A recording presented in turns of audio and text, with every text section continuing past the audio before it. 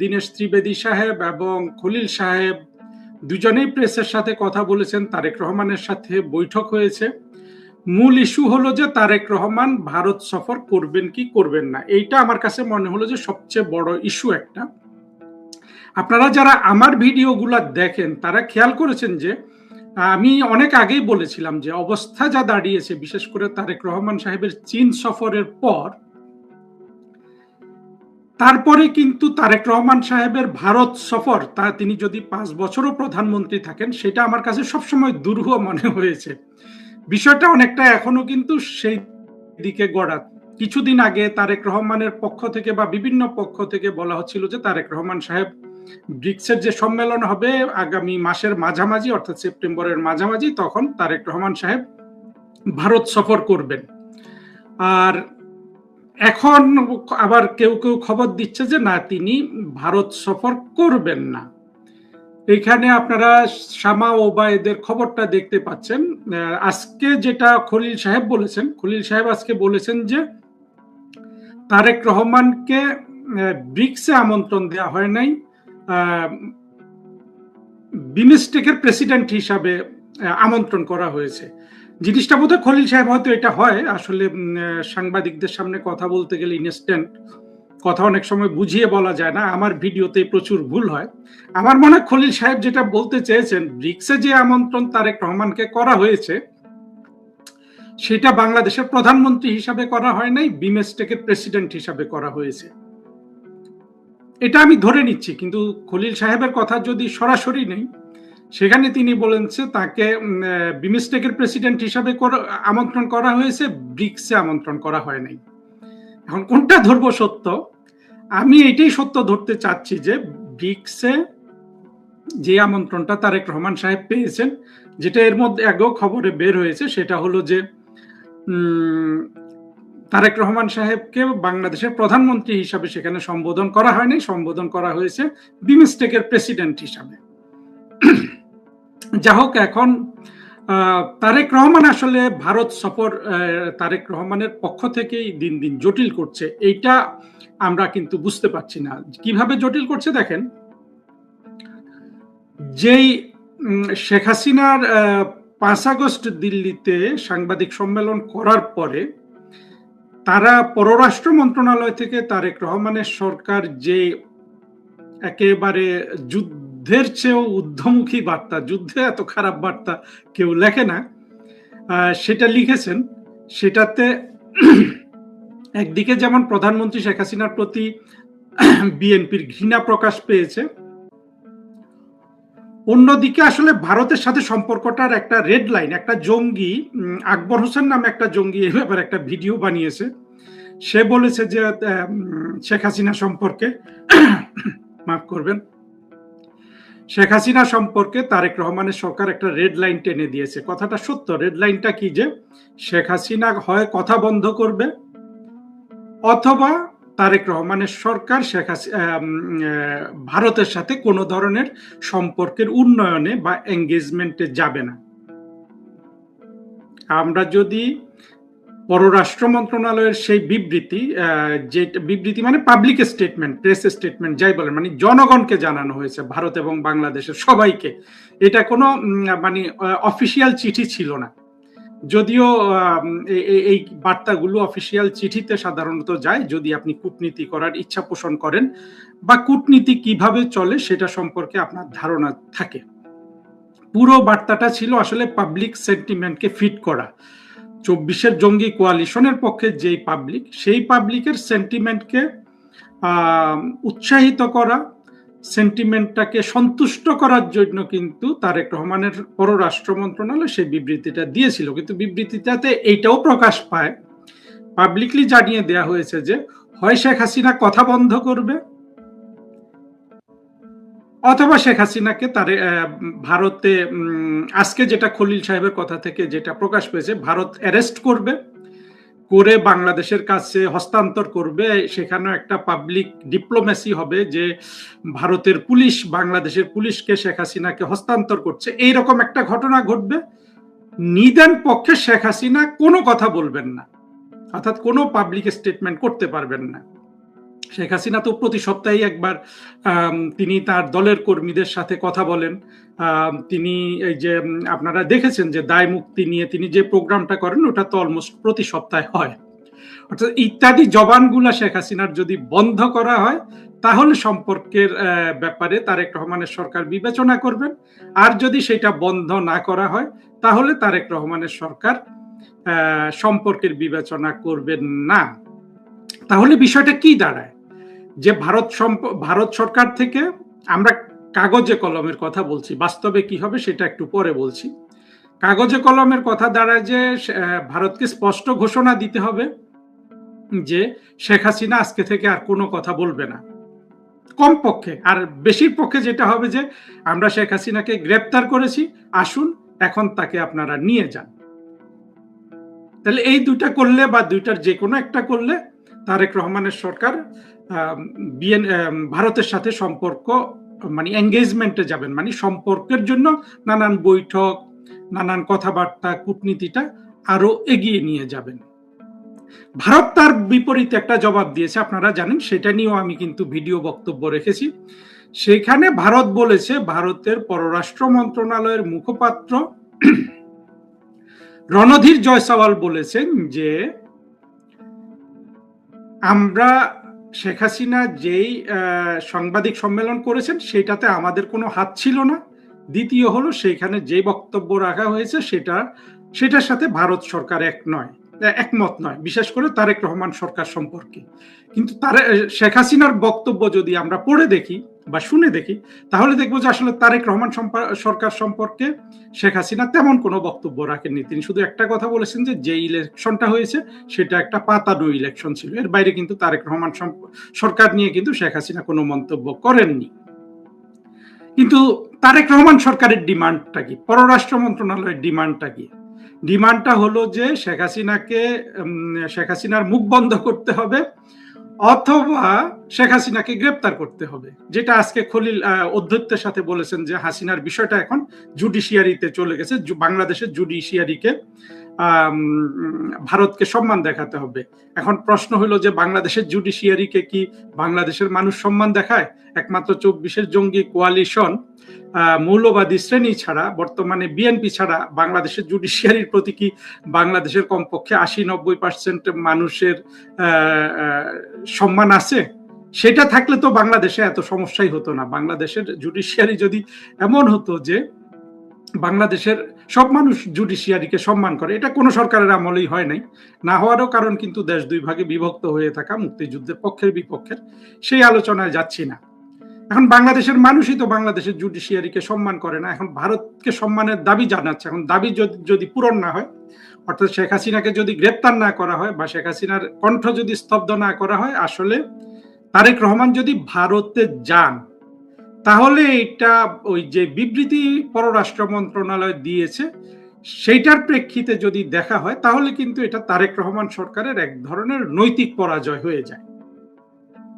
অর্থাৎ তারেক রহমান সরকারই একটা বিবৃতি দিয়ে তার যারা ক্লায়েন্ট আছে বাংলাদেশের, তার যারা সমর্থক আছে এবং 24-এর জঙ্গি কোয়ালিশনের যারা সমর্থক আছে তাদের কাছে তারেক রহমান একটা উচ্চ স্ট্যান্ডার্ড সেট করে দিয়েছেন যে ভারতের সাথে ফার্দার সম্পর্ক উন্নয়নে তারা কি প্রত্যাশা করেন ভারত থেকে। এখন ভারত তো সেই সম্পর্ক পূরণ করে নাই, সেই শর্ত পূরণ করেনি। এমনকি আজকে ত্রিবেদী সাহেবের বৈঠকের পরেও খলিল সাহেব যা যা বলেছেন সেগুলোতে কিন্তু আপনার কোনো আমরা জানতে পারলাম না যে ত্রিবেদী সাহেব ভারত সরকারের সেই বার্তা দিলেন কিনা যে স্ট্যান্ডার্ড তারেক রহমানের সরকার সেট করেছেন সেই স্ট্যান্ডার্ড অন্তত শেখ হাসিনার ব্যাপারে সেটা ভারত পূরণ করবে কিনা, এই ব্যাপারে কিন্তু কোনো আপনার সিদ্ধান্ত আমরা দেখিনি। অর্থাৎ ভারত সরকারের কোনো কথা খলিল সাহেব বলেন নাই। খলিল সাহেব অবশ্য একটা কথা বলেছেন যে তিনি আশা করেন যে ভারত তাদেরকে সম্মান দেখাবে, এইরকম একটা কথা খলিল সাহেব বলেছেন। এই যে আশা করা তো যাই, আশা করা অর্থাৎ এটা হলো যে ত্রিবেদী সাহেবের কোনো কথায় সেটা কিন্তু আসেনি। আর যেটা এখানে খেয়াল করার বিষয় সেটা হলো এই বৈঠকের ব্যাপারে আমরা তারেক রহমানের ফেসবুক পিএমও যেটা, সেখানে ফেসবুকে ছবি দেখেছি। এবং ভারতের যে হাই কমিশন আছে বাংলাদেশে, তারা একটা ছোট ফেসবুক পোস্ট করেছে। সেই ফেসবুক পোস্টটা আমি পড়েছি এইটা দেখার জন্য যে তারেক রহমানের ভারত সফর নিয়ে কোনো কথা আছে কিনা। সেই ফেসবুক পোস্টে তারেক রহমানের ভারত সফর নিয়ে কোনো কথা নাই, এবং এর মধ্যে একটা ফটো কার্ড সব ফেসবুকে দেখা যাচ্ছে, সেখানে বলা হচ্ছে যে তারেক রহমান বিমস্টেক সম্মেলনে যাচ্ছেন না।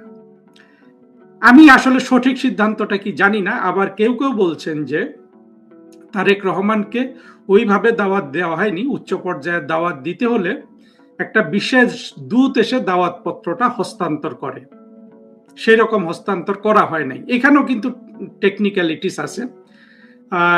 এই কথা সত্য যে উচ্চ পর্যায়ে দাওয়াত দিতে হলে, প্রধানমন্ত্রী পর্যায়ে দাওয়াত দিতে হলে একজন বিশেষ দূত, সাধারণত ভারতের ক্ষেত্রে আমরা এটা দেখি যে তাদের পররাষ্ট্র সচিব এই দাওয়াত পত্রটা নিয়ে বাংলাদেশে আসার কথা, এসে তারেক রহমানের সাথে দেখা করার কথা, তারপর পররাষ্ট্র সচিব, এটা পররাষ্ট্রমন্ত্রীও হতে পারে, দেখা করার কথা, এবং দাওয়াত পত্রটা তারেক রহমানের কাছে হস্তান্তর করার কথা, এবং সেটা ছবি সারা বাংলাদেশকে দেখানোর কথা। বিমস্টেকের প্রধান হিসাবে তারেক রহমানকে যে দাওয়াত দিয়েছে, এটা এসে একটা নোট ভার্বালের মাধ্যমে, এটা এইভাবে আসেনি। এখন কেউ কেউ বলছেন যে যেহেতু আরো 1 মাস সময় আছে এখনো ব্রিক্সের, এর মধ্যে হয়তো ভারত থেকে বিশেষ দূত এসে একই ব্যবস্থা করবেন কিনা সেটা দেখার বিষয়। আমি এই ব্যাপারে অগ্রিম বলছি না, কারণ আমি আসলে আমার চ্যানেল থেকে কোনো ধরনের স্পেকুলেশন না। আমরা যেটা নিশ্চিতভাবে ভবিষ্যৎবাণী করতে পারি, যা ঘটে গেছে সেখান থেকে, সেই ভবিষ্যৎবাণীগুলো আমি আসলে বলি, অগ্রিম কোনো কথা বলতে চাই না। কিন্তু টেকনিক্যালিটিসটা কি দেখেন, মানে পদ্ধতিগত এখানে একটা শুভঙ্করের ফাঁকি আছে। সেটা হলো তারেক রহমানকে কিন্তু একটা চিঠি এবং দাওয়াতপত্র জয়শঙ্কর সাহেব এসে নিজ হাতে কিন্তু হস্তান্তর করেছিলেন। আরেকটা দাওয়াতপত্র কি তাদের স্পিকার হস্তান্তর করেছিলেন কিনা জানি না। তখন কিন্তু ভারতের পররাষ্ট্র সচিবও এসেছিলেন বাংলাদেশে। তারেক রহমান যেদিন শপথ গ্রহণ করেন সেই দিনও তাকে আমন্ত্রণ জানিয়েছে বলে সব জায়গায় খবর বের হয়েছে। সেটা তো কমপক্ষে সেই পররাষ্ট্র সচিব অলরেডি হস্তান্তর করেছেন। খলিল সাহেব এটা বলেছেন যে দুটো দাওয়াত আছে, একটা হলো বিমস্টেকের প্রেসিডেন্ট হিসাবে ভারত সফর করার, আর একটা হলো প্রধানমন্ত্রী হিসাবে।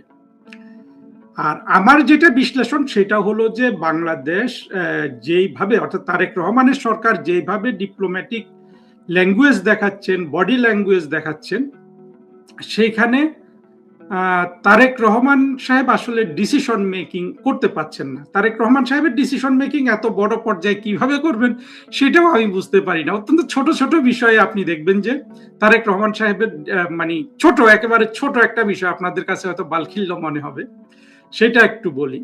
দেখবেন তারেক রহমান সাহেবের সাথে, আচ্ছা এরপরে এটা আগে বলে নি, তারেক রহমান সাহেবের সাথে মার্কিন যুক্তরাষ্ট্রের প্রেসিডেন্টের বিশেষ দূত এবং ভারতে নিযুক্ত মার্কিন রাষ্ট্রদূত সার্জিও গর যখন এসেছিলেন, তখন দেখেন এই অতিথিরা তারেক রহমান সাহেবের এক পাশে বসেছে।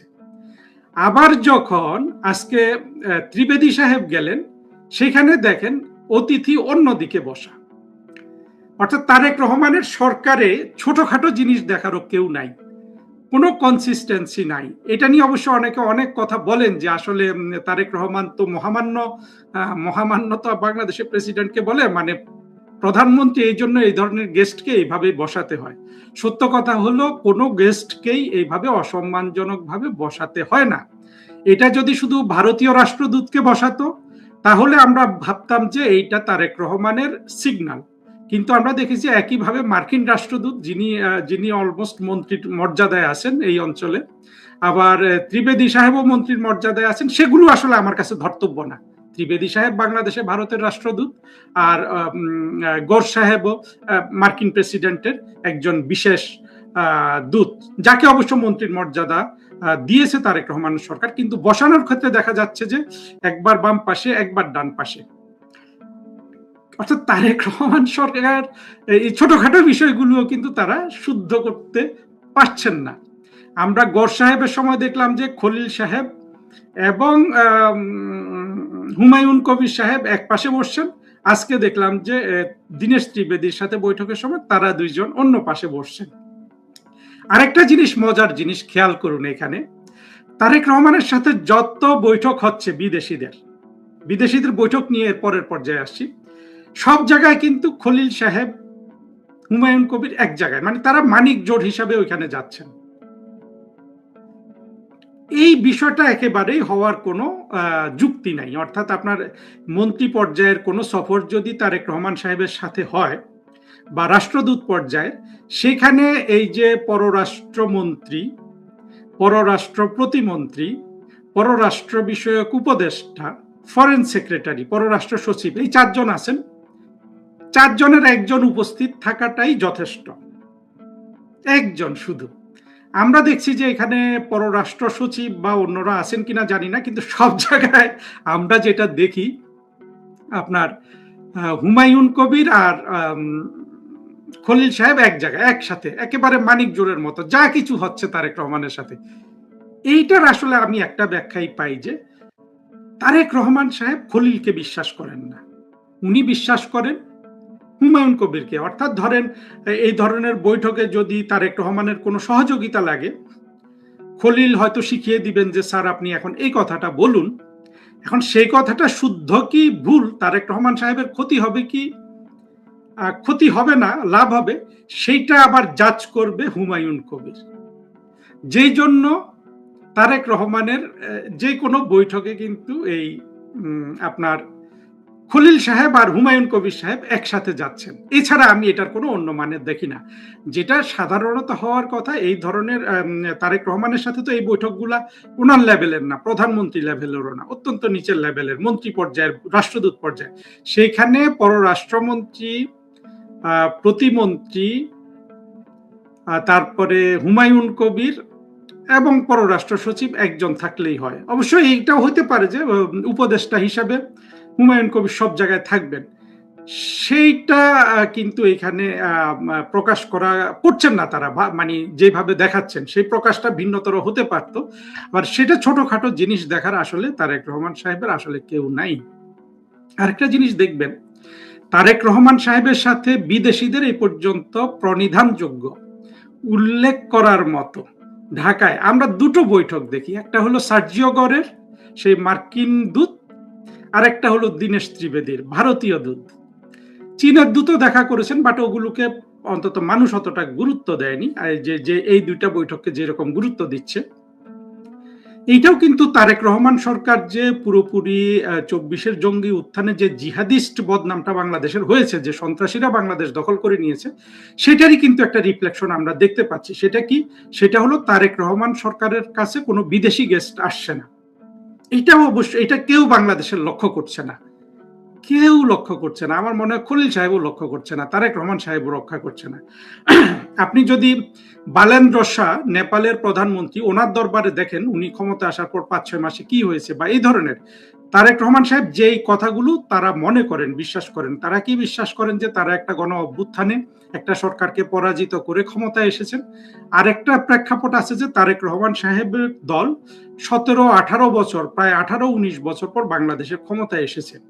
দুটোই কিন্তু অত্যন্ত গুরুত্বপূর্ণ। এই দুই গুরুত্বপূর্ণ অবস্থায় তারেক রহমান সরকারের সেই রকম যদি বিশ্ব স্বীকৃতি থাকতো, তাহলে কিন্তু আমরা অনেক ধরনের বিদেশি অতিথির তারেক রহমান সাহেবের সাথে দেখা করার কথা, সেটা কিন্তু আমরা দেখিনি। এর মধ্যে পাকিস্তানিরা কতবার দেখা করেছে এটাকে আমি মোটেও গুরুত্ব দিচ্ছি না। আমি বলছি নিরপেক্ষ পর্যবেক্ষকরা, নিরপেক্ষ রাষ্ট্রগুলি, সেখান থেকে আপনারা দেখবেন যে তারেক রহমান সাহেবের আসলে কোনো বিদেশি গেস্ট তার সাথে দেখা করেননি। যারা দেখা করছেন তাদের সবই আপনার বাইলেটারাল এঙ্গেজমেন্টের স্বার্থ আছে, চীনের, মার্কিন যুক্তরাষ্ট্রের, ভারতের।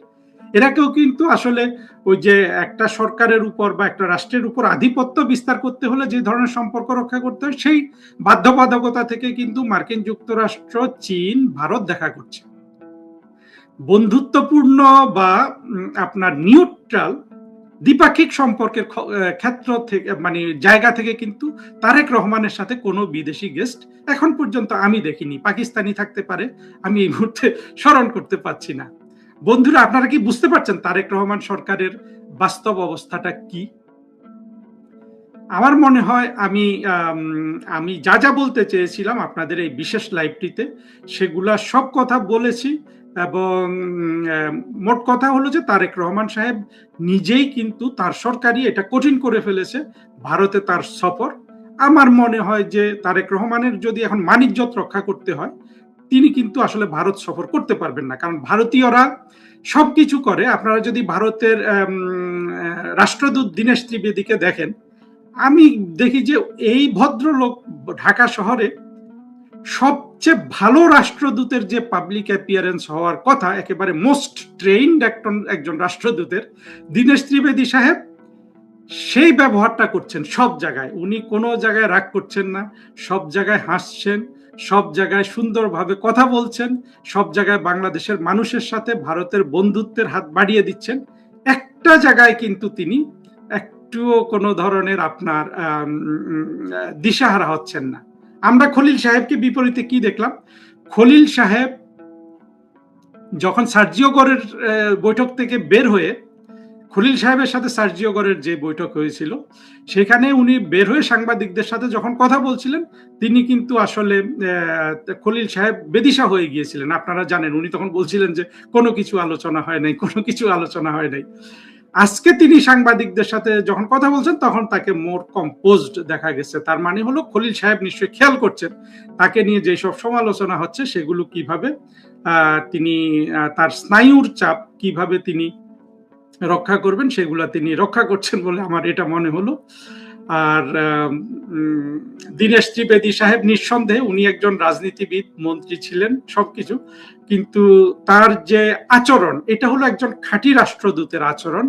কিন্তু আমরা মার্কিন যুক্তরাষ্ট্রের রাষ্ট্রদূতকে খলিল সাহেবের দরজার বাইরে এসে যে উত্তেজিত অবস্থায় দেখেছিলাম, যে মার্কিন যুক্তরাষ্ট্রের উপর বাজি ধরলে কেউ হারে না বলেছিল, আপনাদের মনে আছে নিশ্চয়ই। সেটা হলো আসলে এক ধরনের হতাশাগ্রস্ত অকূটনৈতিক রাষ্ট্রদূতের আচরণ। কিন্তু পার্থক্যটা দেখেন, দীনেশ ত্রিবেদী সাহেব রাজনীতিবিদ, আর এই ক্রিস্টেনসেন যে মার্কিন যুক্তরাষ্ট্রের যে রাষ্ট্রদূত, তিনি হলেন একজন পেশাদার কূটনীতিক। যাই হোক, আমি খুঁটিনাটি জিনিসগুলো আপনাদের বলার চেষ্টা করলাম। আরো অনেকে অনেক বডি ল্যাঙ্গুয়েজ নিয়ে অনেক ব্যাখ্যা বিশ্লেষণ হচ্ছে ফেসবুকে, সেগুলো অতটা গুরুত্বপূর্ণ আমি মনে করি না। অনেকে আসলে হ্যান্ডশেকও বিশ্লেষণ করেন। আরেকটা ছবিতে আমরা দেখতে পাচ্ছি, দুটো ছবিতে, যে দীনেশ ত্রিবেদী সাহেব কথা বলছেন আর বাকি সবাই তার দিকে তাকিয়ে আছে, তারেক রহমান, খলিল সাহেব এবং হুমায়ুন কবির সাহেব। সেটারও এক ধরনের মিনিং হয়। তবে এখন এগুলো হলো যে আসলে ফটো কূটনীতি বলতে পারেন। ফটোটা কেউ যদি মোক্ষম সময় তুলতে পারে তার পক্ষে যায়। এখন তারেক রহমান সাহেব যখন কথা বলছেন, সেই সময়ের ছবি কিন্তু আমরা দেখতে পাচ্ছি না। অর্থাৎ বাংলাদেশ সরকারের যে পাবলিক ডিপ্লোমেসি করার যে কোনোই সক্ষমতা নাই, সেটা আসলে এই ছবিগুলোতে ফুটে উঠে নাই। এটা যে তারেক রহমান সরকারের দোষ এটা না, এটা আমরা শেখ হাসিনার সরকারের সময় ছিলাম। আমি নিজে পাবলিক ডিপ্লোমেসি যে ইউনিটটা আছে ফরেন মিনিস্ট্রিতে, সেটাতে মহাপরিচালক ছিলাম। আমাদের কোনোই আসলে কোনো ধরনের লজিস্টিক সাপোর্ট নাই। আমরা যে একটা ছবি তুলবো, ছবি দেখাবো, তখন ভারতের প্রধানমন্ত্রী যখন আসছিলেন, প্রেসিডেন্ট যখন বাংলাদেশ সফর করছিলেন, আমরা কিন্তু ওই ভারত সরকার যেগুলা প্রচার করতো ছবি, সেগুলাই আমরা নিজেরা আবার আমাদের ফেসবুক থেকে প্রচার করতাম। কারণ আমাদের তো আসলে এই ধরনের ছবি টবি তোলার কোনো বন্দোবস্ত, আমাদের সরকারগুলো এটার গুরুত্বও বোঝে না, আর এইটা নিয়ে তাদের মাথা ব্যথাও নাই। এখনো সেটাই হচ্ছে। খুব সম্ভবত ভারতীয়দের ছবি কিন্তু তারেক রহমানের, বা আমি জানি না কার ছবি, কারণ প্রাইম মিনিস্টারের অফিসের ছবি তোলার ব্যবস্থা থাকে, ফরেন মিনিস্ট্রির আসলে সেই সক্ষমতা নাই, একে বাজেটও দেওয়া হয় না, এটাকে কোনো নার্চারিং করে না। সেটা অবশ্য ভিন্ন আলোচনা। মূল আলোচনায় চলে যাই আবার, যে দীনেশ ত্রিবেদী এবং তারেক রহমানের বৈঠক থেকে দীনেশ ত্রিবেদী যদিও বলছেন যে দুই দেশের প্রধানমন্ত্রী বসলে সম্পর্কের উন্নয়ন হয়ে যাবে, কিন্তু দুই দেশের প্রধানমন্ত্রী যে বসবেন সেই ধরনের কোনোই আমরা কিন্তু এখন পর্যন্ত স্পষ্ট বার্তা পাইনি। তারেক রহমানের জন্য একটা পরামর্শ দিয়ে কিন্তু এই বক্তব্যটা এখনই শেষ করে দিচ্ছি। পরামর্শটা কি জানেন? তারেক রহমান সাহেব যেই অবস্থায় তার কূটনীতিটাকে নিয়ে গেছেন, যে শেখ হাসিনাকে গ্রেপ্তার না করলে কিংবা শেখ হাসিনার কণ্ঠ স্তব্ধ না করলে তিনি ভারতের সাথে এঙ্গেজমেন্টে যাবেন না, এইটা কিন্তু তিনি রক্ষা করতে পারতেন। তিনি ব্রিক্স সম্মেলনে গিয়ে সেখান থেকে ফিরে এসে একদিনের বা 2 দিনের, সেটা করলে তার জন্য কিন্তু সম্মানের হইতো, যে না, আমি নরেন্দ্র মোদী সাহেবের দেশে যাই নাই, আমি ব্রিক্স সম্মেলনে গিয়েছিলাম। তো তারেক রহমান সাহেব এটা এখনো বিচার করে দেখতে পারেন। জানি না করবেন কিনা, কারণ ভালো পরামর্শ বাংলাদেশের কোনো রাজনৈতিক সরকারই গ্রহণ করে না। বন্ধুরা, আপনাদের ধন্যবাদ। দেখি 2-1টা মন্তব্য পড়ে এই আজকের এই বিশেষ লাইভটি আমি শেষ করে দিচ্ছি। আপনারা এটা পছন্দ হলে সবাই শেয়ার করবেন এবং খলিল সাহেবকে যেই বার্তাটা দিলাম যে শেখ হাসিনা সম্পর্কে, বঙ্গবন্ধু কন্যা সম্পর্কে, বাংলাদেশের বর্তমানে 60 থেকে 70% মানুষের আশা ভরসার স্থানে যিনি আছেন, সেই শেখ হাসিনা সম্পর্কে যেই হোক, সেটা যেই হন বাংলাদেশে, খলিল হোক, হুমায়ুন কবির হোক, তারা যেন সাবধানতার সাথে, একটু সম্মানের সাথে কথা বলেন। কারণ হলো তাদের এই দিনটা থাকবে না। দিন পরিবর্তন হয়ে গেলে পাবলিক ক্রোধের সম্মুখীন হয়ে একটা দুর্ঘটনা ঘটুক এদের ক্ষেত্রে, আমি কিন্তু সেটা চাই না। সেজন্য আমি কিন্তু ভালো মনে খলিল সাহেবকে সাবধান করে দিলাম। দেখি কারা কি মন্তব্য করেছেন। আমার এখানে আসলে আপনারা মন্তব্য করার সময় খাম্বা তারেক্কা এগুলা লিখবেন না। আমরা একটা শোভনতার পর্যায়ে থাকতে চাই। আমরা আমার এই ইউটিউব চ্যানেলটাকে অন্তত একটু ভদ্রতার খাতিরে রাখতে চাই। আমি নিশ্চিতভাবে অনেক কড়া কথা বলি, কিন্তু সেখানে আসলে আমি যেগুলা বলি সেটা ভিন্ন দৃষ্টিভঙ্গি থেকে বলি। আমরা মনে করি যে আমরা 24-এর জঙ্গিরা যেভাবে ভাষা ব্যবহার করে, যেই অভদ্রতা গালিগালাজ চালু করেছিল, আপনার যে হাদি যে গালি দিয়ে বাংলাদেশে বিখ্যাত হয়ে গেছে, সেই রকম জায়গায় আমরা যাব না। আমি মনে করি যে আপনারা আমার এখানে, আমি তো খুব পছন্দ করি আপনারা যে মন্তব্য করেন, প্রশ্ন করেন, সেইখানে আমরা আসলে একটা ভদ্রতার নিরিখে রাখবো। ভদ্রতার নিরিখে হলে আমি অন্তত পড়তে পারি। একজন বলেছেন যে নাটক দেখে আমরা অভ্যস্ত। সত্যি অনেক নাটক হচ্ছে। তারপরে ভারতের রয়ের প্রধান বাংলাদেশ সফর করছে, এগুলা নিয়ে আমি অন্য জায়গায় বক্তব্য দিব। আজকের বক্তব্যটা আমি তারেক রহমান ভারত সফর করবেন কি করবেন না, সেখানে কোন কোন জিনিসগুলো আমার বন্ধুদের খেয়াল করা প্রয়োজন, সেই জায়গায় আমি বক্তব্যটা রেখেছি। বাংলাদেশ জাতীয়তাবাদী দল দীর্ঘ পথ চলা একজন রাজনৈতিক কর্মী তৈরি করতে পারেনি, যার কারণে তারেক রহমানকে রাশেদের মতো একজন টোকাইকে রাজনৈতিক সহকারী করেছেন। জাতীয়তাবাদী দলের কর্মীদের বোকা বানানো কতই সহজ। অত্যন্ত সুন্দর কথা বলেছেন সোহেল রানা। আমি মনে করি এটা সত্য যে এই যে ছেলেটাকে সহকারী বানিয়েছে, এগুলা সব আসলে রাস্তার মাস্তান। এগুলোকে দিয়ে তারেক রহমান সাহেব নুরুকে দিয়ে, এই রাশেদকে দিয়ে, ববি হাজ্জাজকে দিয়ে, আপনারা জানেন একজন চোরাকারবারি এবং আদম ব্যাপারীর ছেলে, এদেরকে দিয়ে তারেক রহমান সাহেব তার সরকারের যে ওজন সেটা ইতিমধ্যে অনেক নিচে নামিয়েছেন। বন্ধুরা, দেখি আর কোনো মন্তব্য আছে কিনা। মনে হচ্ছে নাই। আজকে আরেকটা আছে, জনাব হারুন রশিদ ভাই, আপনি কি মনে করেন যে লোক বলে দেশে আসার বিষয় আমরা একার হাতে না, এখনো কোথায় ধরা বাঁধা আছে? এখন সেই ধরা বাঁধা আছে আসলে তারেক রহমানের যে ভুল নীতির কারণে। আগে হয়তো বিদেশিদের হাতে এখন তিনি ধরাচ্ছিলেন, হয়তো ভারতের হাতে ধরা ছিলেন মনে হচ্ছে। এখন তিনি আসলে 3 দেশের হাতে ধরা পড়ে আছেন, চীন, মার্কিন যুক্তরাষ্ট্র, ভারত। এবং 4 নম্বর হাতটা হলো জঙ্গিরা, বাংলাদেশের জঙ্গিদের। অর্থাৎ জঙ্গিরা তারেক রহমান থেকে যা যা শুনতে চায়, তারপরও রাষ্ট্র মন্ত্রণালয়, তার সরকার সেগুলাই শোনাচ্ছে। এবং তারেক রহমানকে যারা আধ্যাত্মিকভাবে বা বুদ্ধিভিত্তিক জায়গা থেকে পরামর্শ দেন, তাদেরকে সন্তুষ্ট করার ব্যাপারটাই চলছে। Well said, well analysed, well word, like your analysis, thank you sir. Samar Bania, ধন্যবাদ আপনাকে। দীনেশ ত্রিবেদী একজন বড় কূটনৈতিক, আপনিও বলেছেন, ধন্যবাদ। হ্যাঁ, নিঃসন্দেহে উনি একজন অত্যন্ত পেশাদার কূটনীতিকের আচরণ করছেন বাংলাদেশে, যেটা অবশ্যই প্রশংসার দাবিদার। যেটা আমরা কিন্তু ভারতের যেসব পেশাদার কূটনীতিকরা বাংলাদেশে ছিলেন এর আগে, তারা কিন্তু কেউ এই ফ্লেয়ার, এই আভিজাত্য, একজন কূটনীতিকের এই এই এই আপনার ক্লাসিক অ্যাপিয়ারেন্সটা কিন্তু তারা কেউ দেখিয়েছেন, সেইটা আমরা দেখিনি। তো আমি মনে করি যে নরেন্দ্র মোদী সাহেবের এদিক থেকে দীনেশ ত্রিবেদীকে নির্বাচন করাটা সঠিক হয়েছে। এবং বাংলাদেশের যে অর্ধেক মানুষ ভারত ঘৃণা করে, হিন্দু ঘৃণা করে, সেই ব্যাপারেও কিন্তু দীনেশ ত্রিবেদী সাহেব কোনো প্রকাশ করছেন না। এটা কিন্তু একজন দক্ষ কূটনীতিকের প্রকাশ। যদিও আপনারা দেখবেন অন্য জায়গায় আমি এই জিনিসগুলোর সমালোচনা করি, কারণ সমালোচনাটারও গুরুত্ব আছে। কারণ ভারত সরকারকে শুধু একদিকে নজর রাখলে হবে না। তারা যদি বাংলাদেশের সাথে সম্পর্ক উন্নয়ন চান বা ভারতের স্বার্থ রক্ষা করতে চান, ভারতকে কিন্তু নানান দিকে চোখ কান খোলা রাখতে হবে।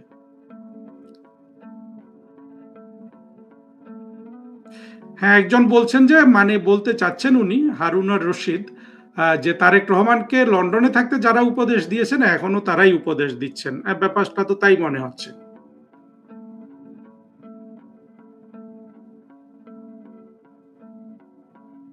আচ্ছা, একজন পরীক্ষা সংক্রান্ত একটা মন্তব্য করেছেন। মন্তব্য করতে থাকুন বন্ধুরা। এই ভিডিওটা অত্যন্ত গুরুত্বপূর্ণ ছিল, বিশেষ করে খলিল সাহেবকে যে কড়া বার্তাটা দিলাম, এটা আপনারা বাংলাদেশের সব জায়গায় পৌঁছে দিবেন। কারণ আমরা দেখছি যে অনেক ধরনের আপনার আওয়ামী লীগের লোকজনকে হুমকি দেওয়া হচ্ছে। আওয়ামী লীগের পক্ষ থেকে আমি অনুরোধ করব, প্রতি উপজেলায় থানায় আপনারা কে কে অনলাইনে আওয়ামী লীগকে হুমকি দেয়, শেখ হাসিনাকে গালি দেয়, আপনারা শুধু নোট রাখুন, শুধু নোট রাখুন, তালিকা তৈরি করুন। বাংলাদেশ এমন থাকবে না, পরিবর্তন হয়ে যাবে। তখন যেন আমরা চিনতে পারি কারা কি গালি শেখ হাসিনাকে দিয়েছিল।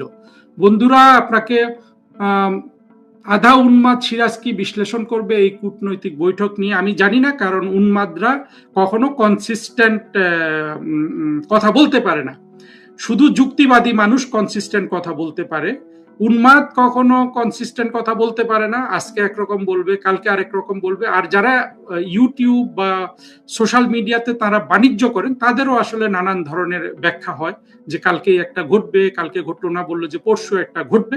আমাদের এই ইউটিউব চ্যানেল আমরা দীর্ঘমেয়াদে সকল মানুষের, বিশেষ করে বাংলাদেশের অন্তত বিএনপি, আওয়ামী লীগ, এই ধরনের মধ্যপন্থী দলগুলোর সকল সমর্থকদের আমরা ট্রাস্ট অর্জন করতে চাই। হ্যাঁ, বিএনপি গালি দিবে, গালি দিক, কিন্তু তাদেরও ট্রাস্ট অর্জন করতে চাই যে না, হারুন আল রশিদ অন্তত বাজে কথা বলে না। বন্ধুরা, আবারও আপনাদের ধন্যবাদ জানাচ্ছি এবং সাথে থাকার জন্য কৃতজ্ঞতা জানাচ্ছি। লাইভটা শেয়ার করবেন যদি পছন্দ হয়, এবং অন্তত খলিল সাহেবকে যে কড়া বার্তাটা দিলাম এটা সবাইকে পৌঁছে দিবেন। আবার দেখা হবে, আমি আরো লাইভ করব। আমার অনেকগুলো আসলে লাইভ করা দরকার, অনেকগুলো কথা জমা হয়ে গেছে, তবে একটা অনেক লম্বা করতে চাই না। আজকে দিনেই হয়তো আরো দুই একটা করব। সবাইকে শুভেচ্ছা, সাথে থাকার জন্য কৃতজ্ঞতা জানিয়ে এই অনুষ্ঠানটা এইখানে শেষ করে দিচ্ছি। আপনারা ভালো থাকবেন। অন্তত আগামীকাল যে বাংলাদেশ সময় রাত 9টায় আবার অনুষ্ঠানটাতে আসব, তার আগেও দুই একবার আসব। অন্তত 9টার অনুষ্ঠানে আপনারা বেশি বেশি হাজির থাকবেন। সেখানে আমি আপনাদের প্রশ্নগুলো উত্তর দিব, এবং আপনারা যাতে আন্তর্জাতিক কূটনীতি, আন্তর্জাতিক রাজনীতি বুঝতে পারেন, বাংলাদেশের অভ্যন্তরীণ রাজনীতি বুঝতে পারেন, সেই সম্পর্কে আমার চিন্তা ভাবনা আপনাদের সাথে তুলে ধরব।